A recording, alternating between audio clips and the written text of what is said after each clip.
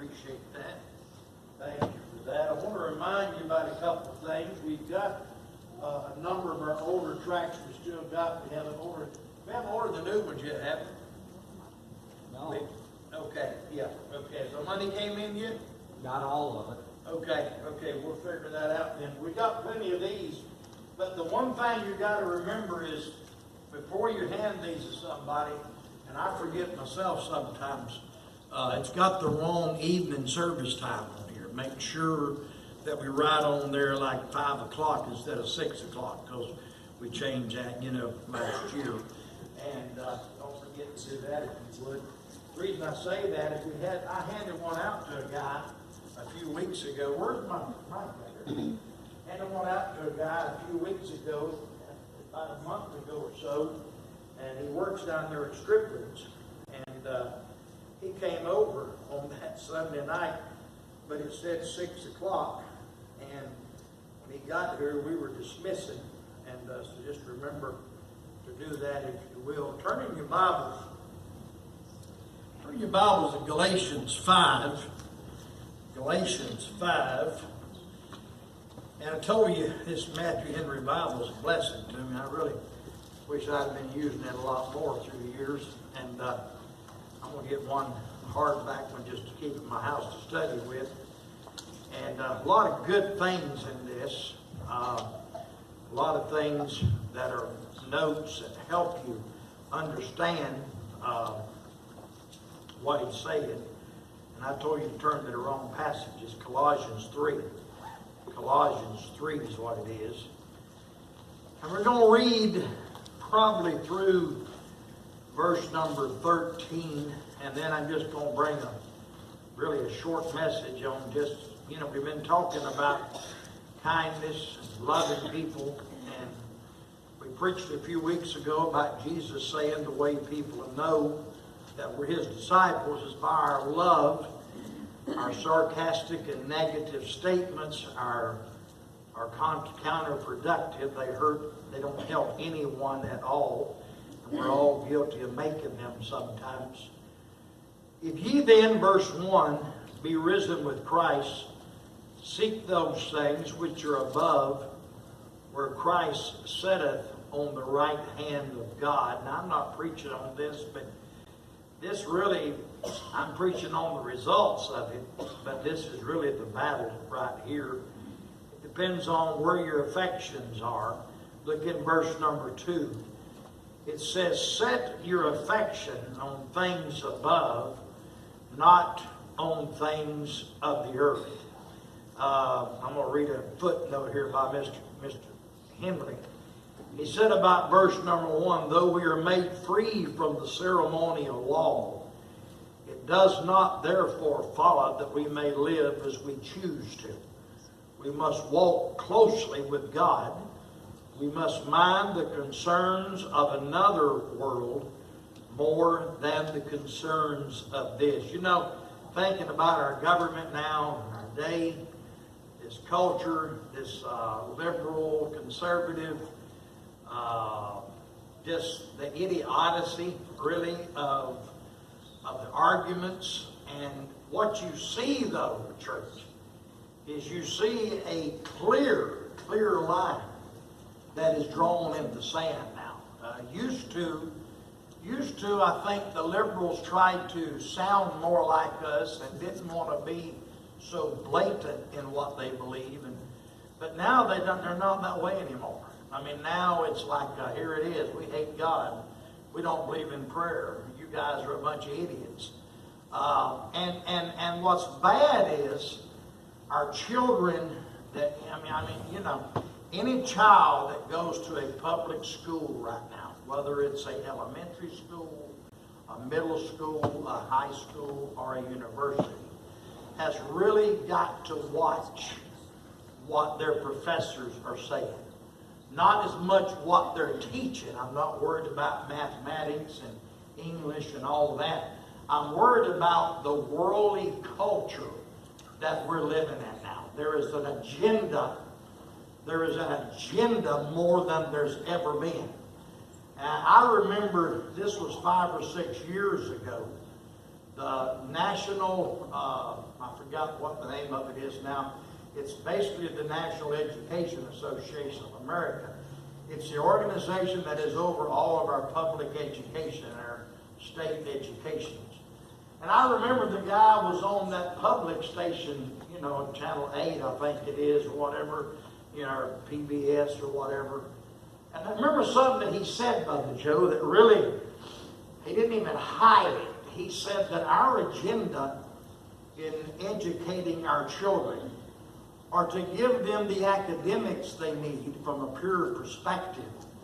But also we've got to, listen to this now, we've got to protect them against this right-wing conservative Christianity, Judeo principles that has been proposed around our country for hundreds of years. And I've always remembered what he said, you know, and I've always remembered, so what you just said was, you want to undo what built this country. That's what he basically said. Because that's what our country was built on. And when you look at what the Bible says here, like in verse number 1 and 2, and what even though the bottom, the note I'm reading here, he said, we must have heaven, our scope and aim, and we must be seeking the favor of God from above and not the world around us. Christ sits at the right hand of God. He is our best friend, and He's going to secure us our heavenly happiness. And we should always make decisions based on what His value system is and not the value system of the world.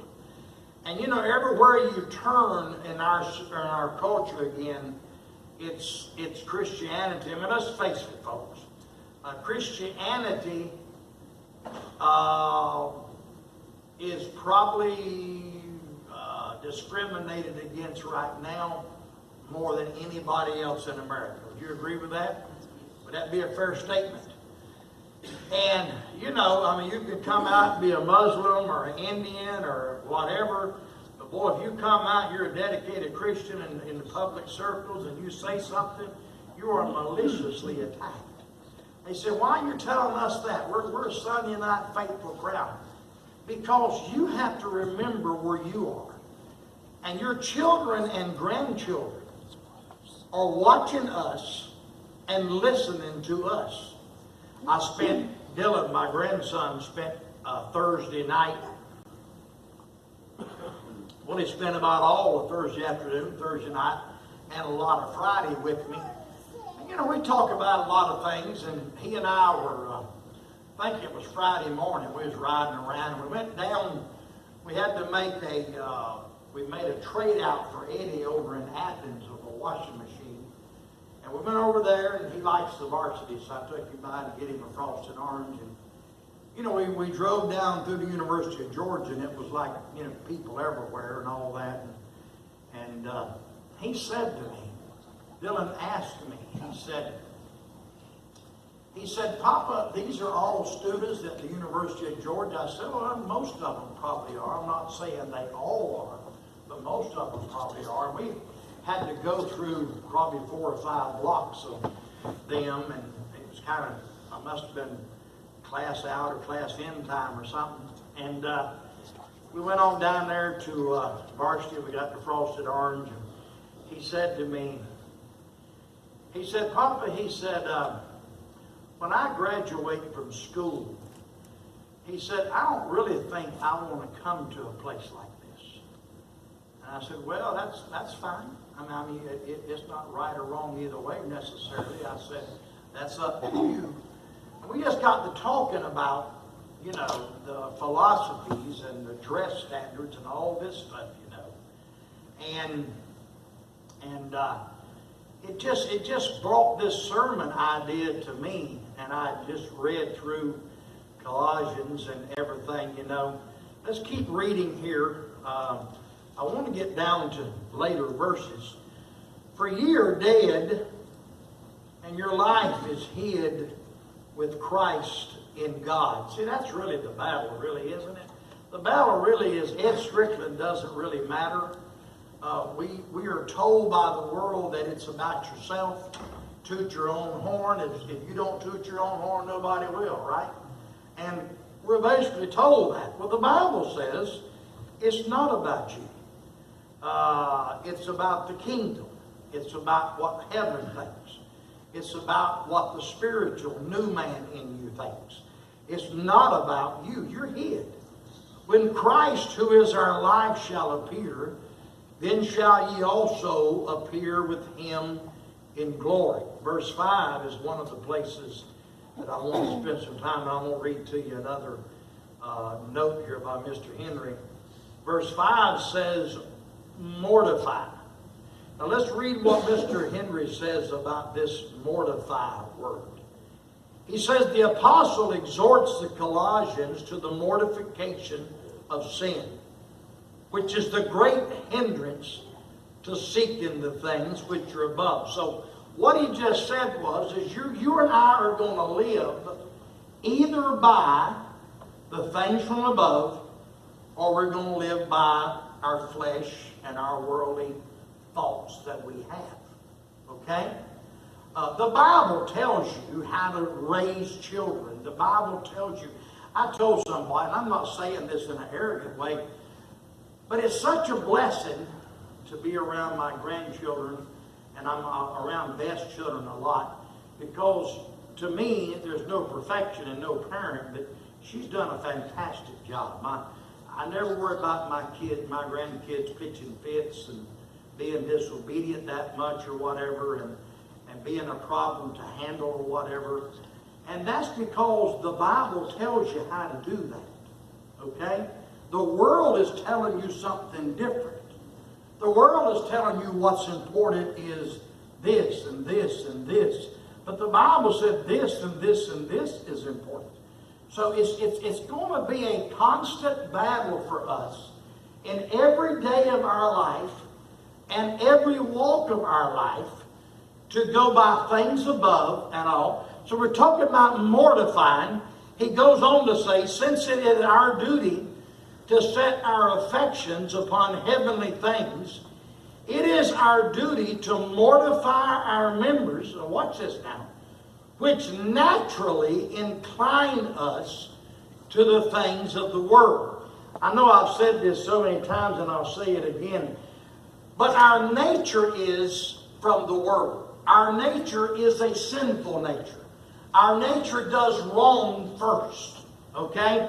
Again, it's like a child. I don't care how cute they are or how pretty they are or whatever. They're sinners. And their sin has to be dealt with early. And their will has to be dealt with. And their disobedience has to be dealt with. Because it's going to be a battle always in their life and your life and my life about whether I'm listening to my flesh or I'm listening to what God says. And that's why it's so important as parents and as grandparents. I mean, the time I spend with my grandsons now, they're old enough that I'm able to really talk to them about important stuff. But that's what it comes down. Then he says, mortify your members. And watch what he says here. These are awesome statements. He says, subdue the vicious habits of the mind which come to you naturally. Kill them. Suppress them. As you do weeds in your yard. Destroy them. You can't play with them. You can't entertain them. You must mortify them. And the word mortify means to put to death. That's what it means. I mean, there's a nature in Ed Strickland that does not want to come to church, that does not want to read my Bible, that does not want to obey God. And I have to put that to death.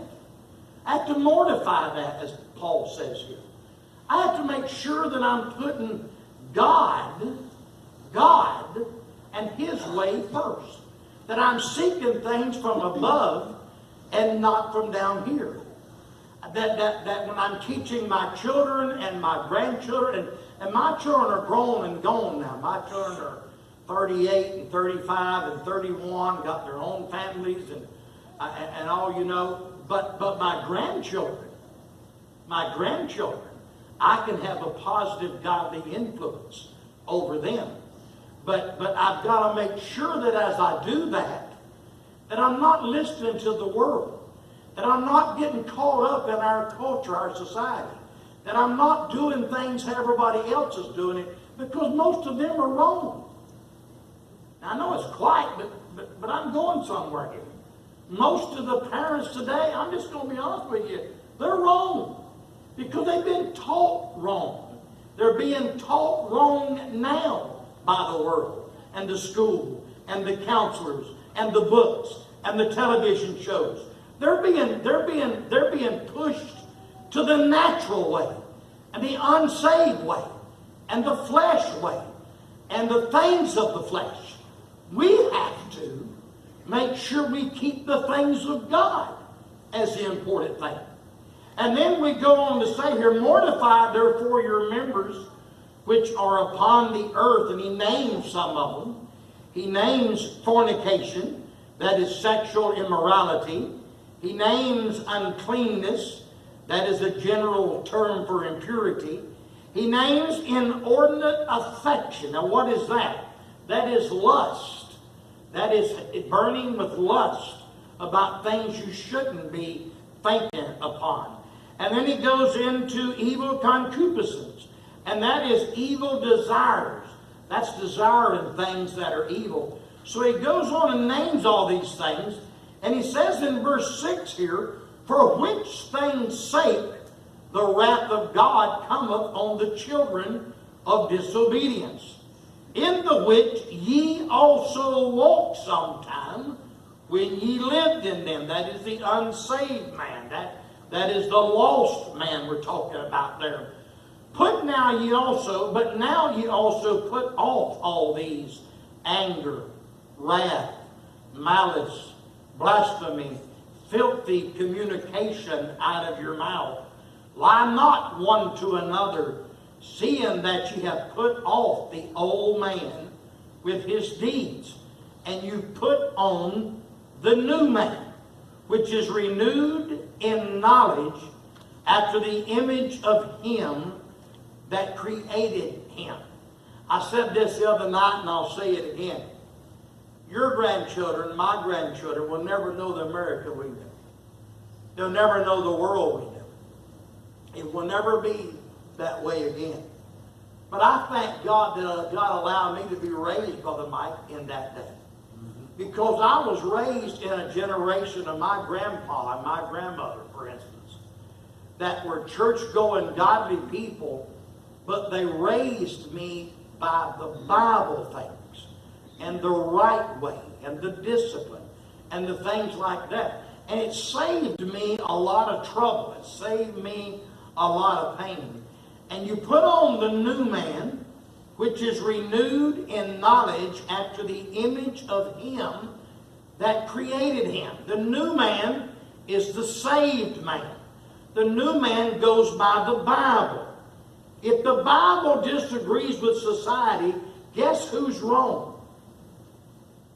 I said if the Bible disagrees with society, guess who's wrong? Society is. The Bible is God's Word. The Bible is God's truth. If you do what the Bible says to do, you're doing the right thing. And if you feed the new man, and you know what I've done, I'll just tell you, and I'm not here to argue this or that or whatever with you. I have television. I'm able to get a lot of channels. But I have cut my watching of television to a handful of stations and programs.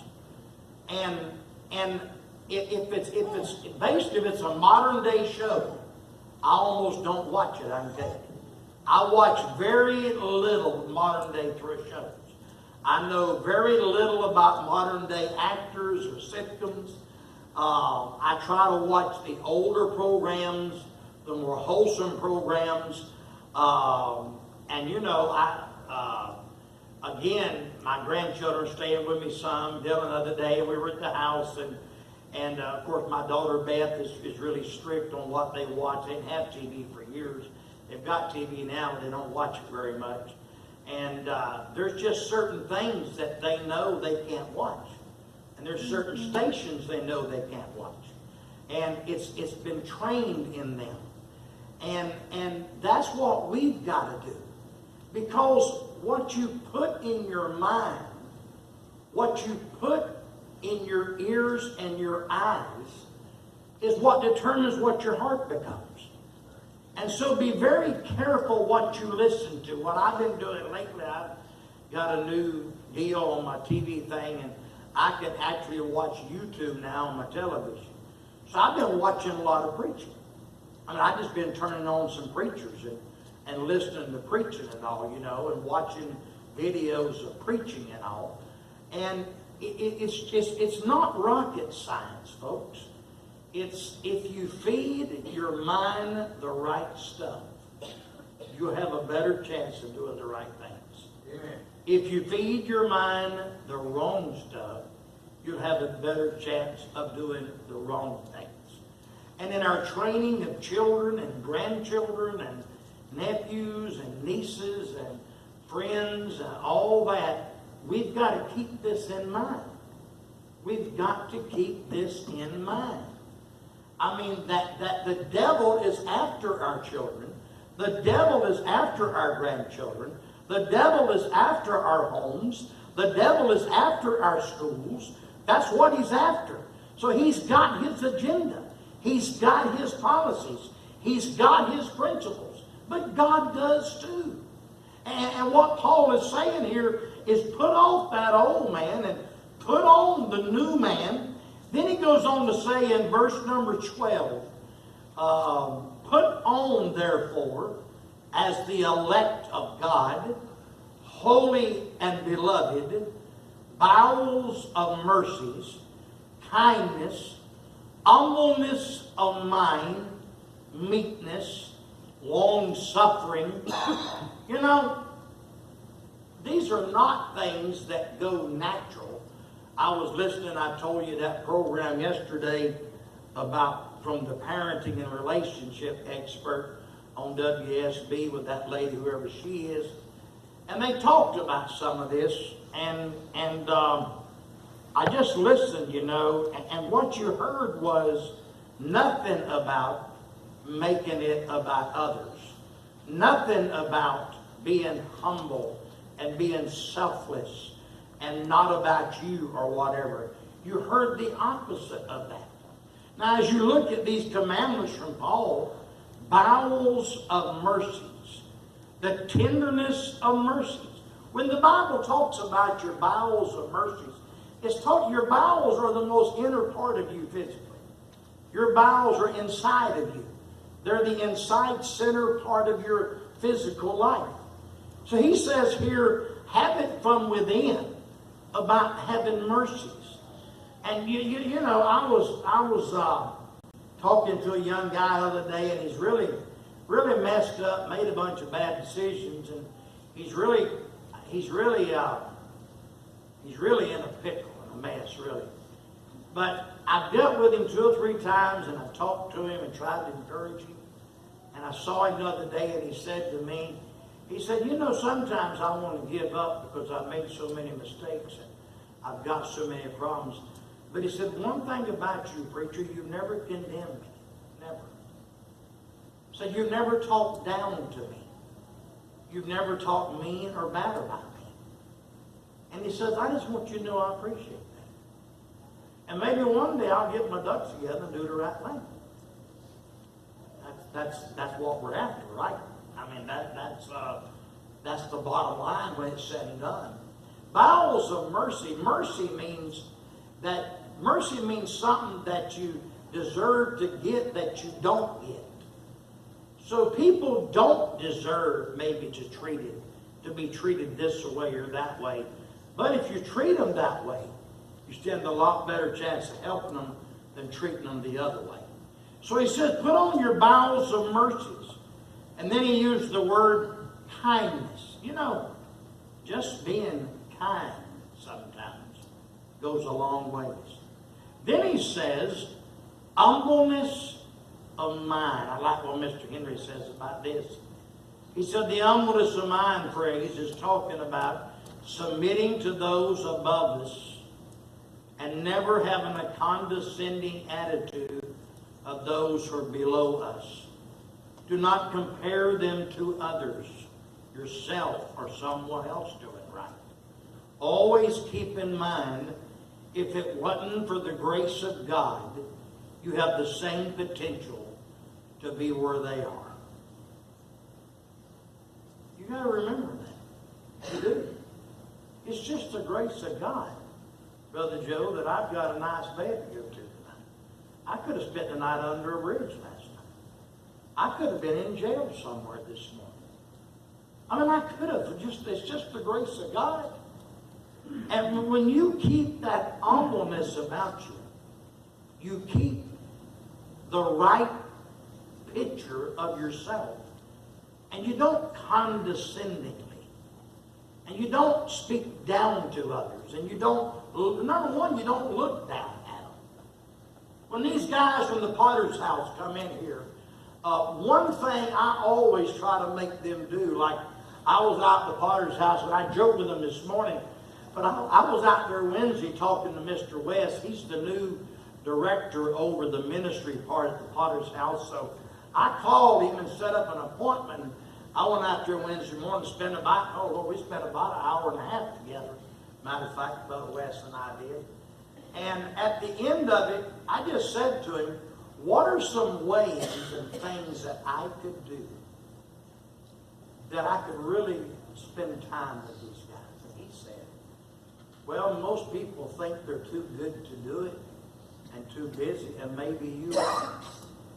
But he said, you can come out and serve a meal and just fix their meals for them and stand in the serving line. And then you can go out and sit down and talk to them an hour or two if you want to. And you know, my initial thought of that was, that's something like Christ would do, isn't it? Don't you think that way? That's something like Christ would do, amen? I mean, you know, I remember a Thanksgiving. We was in Jacksonville years and years ago. And I got up one Thanksgiving. We always had our family gathering, you know, in the afternoon. Everybody was cooking, getting ready, Mom and Brenda, everybody. Well, I just rode downtown Jacksonville, down the Main Street. There's a mission down there, and then there's this ministry that helps homeless and you know, down and out people. And I went down there, and I just got down there about 10:30 that morning, 11 o'clock. And I just walked in and introduced myself. I'm Pastor Ed Strickland. And the guy said, good to have you out, Pastor. Can we do something for you? I said, no, I want to help y'all today. How can I help you? He said, we really need somebody to open these big old giant cans of green beans and put them in that pot over there. I said, I'm not cooking them, but I'll open them. And you know what? I didn't bring that up to brag on me, but that's probably the best Thanksgiving I've had, Brother Jeff. I mean, those guys and women came through that line, you know, and they're dirty and they don't smell good, and you know, their life's a mess and they have nothing to offer you, but you're serving them a meal, and it's just you feel like you're doing something Jesus did. I mean, so I told the guy at the Potter's house, so I said, I'll let you know when I can't, but I said, I try to work at the church all day Wednesdays every week right now. And I said, I'll just come out here Wednesday and help serve them lunch. He said, not legally, he said, technically you can't do this, but you could have a little devotion with about 75 of them after you serve their lunch if you wanted to. I said, okay, that's what I want to do. So here's the thing. Here's the thing. It's humbleness of mind. It's not me on my high horse. It's not me condescendingly looking down at others. And where do I get that from? Who's that sound like? Christ. When he was here. You know, I was thinking the other day, one guy said this in a book I was reading a few years ago. He said Jesus didn't even have his own house. Didn't even have his own camel. Didn't even own a donkey. He had to borrow a donkey to ride into Jerusalem. I mean, he didn't own nothing physically. But he owned everything.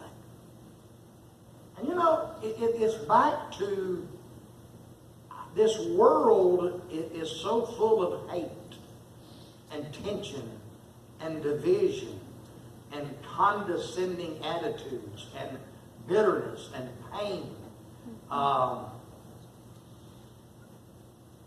I just think, Brother Bobby, he's not even here. I said, Brother Bobby ain't even here. I was looking for him and he ain't there. But I just think that if we did more of that and made things less about ourselves and more about others, and we showed these bowels of mercies, and we showed this humbleness of mind. And he don't quit there. He kept going, and I'll finish up. He says here in the verse, he says, meekness. What is meekness? The Bible said Moses was a meek man. Meekness is not quietness. Meekness is not being a coward. Meekness is power under control. That is meekness. I remember a story of D.L. Moody one day. In the old days, might have been Spurgeon, can't remember which one it was. But they came to their church on a Sunday morning, and it was Spurgeon. And back in Spurgeon's days, you had to get tickets to get in the building because the building was so full that it couldn't hold everybody. Now, they would open the windows and they would let people stand outside and listen. Well, it was raining one day. It was real bad weather. And Mr. Spurgeon pulled up in his carriage, and he had his rain gear on, his umbrella, you know, and everything. And he pulled up to the front of the church right before service started. And there was a man that was a down and outer that you could just tell had really had a rough life and was a drunkard. And he was sitting on the steps. And he, as Mr. Spurgeon walked by, he said, "I've never heard Mr. Spurgeon preach. I heard he's a great preacher, sir. Do you know Mr. Spurgeon?" And Charles Spurgeon looked at him and said, "Sure, I know him well." He said, "I can't get in. The ushers told me that I didn't have the ticket. So I can't get in. And I know Mr. Spurgeon." He didn't say Mr. Spurgeon. He said, "I know, sir, that I don't smell good. And I'll admit I've been living in the streets for a few weeks. But I'm just about to a place in my life I don't know what to do. And I'd like to hear Mr. Spurgeon preach one time." Charles Spurgeon told him, he said, "Sir," he said, "take the back of my coat and follow me in the building." And he walked through the doors into the building, and the ushers started to accost him. And he said, "No, leave him alone. He's with me." He walked in the building all the way to the front. He turned around, he told his guys, said, "Y'all slide over." They wasn't wanting to, but he slid some men over in the front row, and he put that man right there. And then he walked up on the platform, and the man said to the guy next to him, "Who does he think he is? He got me in here without a ticket. He put me on the front row." And the guy sitting there to him said, "You don't know who that man is?" He said, "I don't have no idea." He said, "That's Charles Spurgeon." The man got saved that morning, received Christ, became a dedicated Christian, started working in the ministry. And I was just thinking, Spurgeon told the stories. It was one that told the story. He smelled bad. There was alcohol on his breath. He was dirty. And he wasn't what you want to sit on the front row at a church in London, England in 1877. I just thought about that. I mean, you know, I wonder if we found a way to do that more in our lives. What if we found a way to be kinder? I mean, kind to people who aren't doing right. I know they're aggravating you. I know they're hurting you. I know they're hurting their family. I know they're making the preacher mad. I know they're doing, but if we'll just be kind That's what Christ did. When they brought the adulteress to him and put him in front of her, what did Christ do? Did he jump all over her? Did he condemn her? Did he? They were setting him up to have her stoned. That was the purpose of bringing her to him. According to the Jewish laws in that day, she could have been stoned. But what did Christ do? He did the opposite. And I just can't help believe that if we showed some meekness, then the next word is long suffering. Just being patient with somebody. I mean, despite their failures, and despite their problems, and despite their idiosyncrasies or whatever, just loving them like Christ. How many of y'all are glad Christ is long suffering with you? Amen. How many of y'all are glad of that? I'm really glad. I mean, if God did to me what I deserved, He'd have zapped me and killed me 150,000 times, probably. Then it says, forbearing one another and forgiving one another. Any man have a quarrel against any, even as Christ forgave you, so also do ye. You know, last two things Mr. Henry says here about forbearance and forgiveness. He said, forbearing one another. We all have something which needs to be borne and carried with us. We need the same good turn from others which we are bound to show them. Forgiveness, quarrels will sometimes happen, even among the elect of God who are holy and beloved. It is our duty to forgive one another in such cases as Christ did, without even them asking or deserving or desiring our forgiveness. Now, I know what I've just preached in our day, in the worldly day we live in the philosophies of life this society has, is totally different than what you're going to get in tomorrow at work or school or wherever you go. But I just believe if we make a difference, and we're different, we can make a difference in their lives. I believe that word of mouth from one person to another about the love and kindness and mercy of one person about another person toward another will do more for the cause of Christ than anything else we can do. I believe that. And you know what I'm preaching right now? I'm having to, in my own personal life, I'm not preaching nothing that's easy to do because I'm having to do it. And it's not easy. It's hard. I don't want to do it. I resist doing it. I talk myself out of doing it so many times. But every single time that I've done it the last few months, it's paid off in a positive manner. Every time. I mean, without failure, eventually. It's became a positive from a negative. Just think about that. We are not supposed to think as the world does. We're supposed to set our affections on things above. We're supposed to think like Christ. We're not perfect, we're not Christ, but we're supposed to try to think the most like Him that we can. We really are. I was encouraged. I didn't watch much of the Olympics. I'm not a real Olympic fan, especially not the Winter Olympics. I don't know. Americans don't win too much as much. So I'm an American snob, and I like the games that we win a lot of. And but I was reading a story in the newspaper about a team of bobsledders or somebody. And they had this relay of some kind, and this one guy just blew it. They had the gold medal won.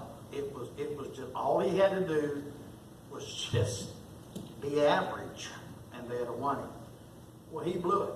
He just really made a mistake, made a bad judgment, and blew it. And instead of getting the gold, they didn't even get a bronze medal. But what impressed me was his teammates afterwards. They said they gathered around him, and they told him. He was apologizing, and he was heartbroken. He was even crying physically. And they said, you know what? We're a team. We win as a team, and we lose as a team. They said, we wouldn't even have been here without you doing your part for the last 2 years. So don't worry about it. We'll try again in 4 years. I just wonder if we took that approach, if it would get and reach a lot more people than our way of doing it. You know, we are fundamental independent Baptists, and we are politically conservative Republicans, and I'm for all of that. But you know what I don't want to do, folks? I don't want to get an attitude like they have. That I become mean and harsh, and that I start lashing back and retaliating, because then it makes me no better than them. D.L. Moody said, don't ever argue with the fool in front of people, because people have trouble telling which one's the fool. Amen? That's the truth. I believe that.